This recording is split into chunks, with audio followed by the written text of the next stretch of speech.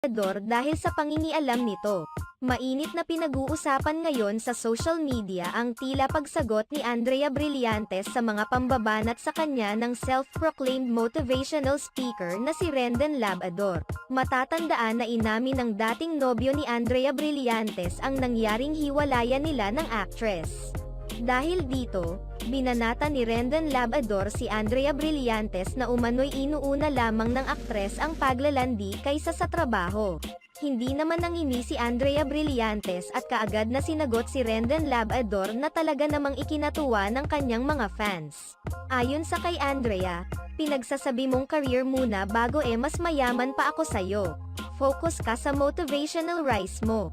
Hindi pa rito nagtatapos ang pambabanat ni Rendon Labrador kay Andrea Brillantes. Kamakailan lamang ay muling binanata ni Rendon Labrador si Andrea Brillantes nang maglabas ang young star ng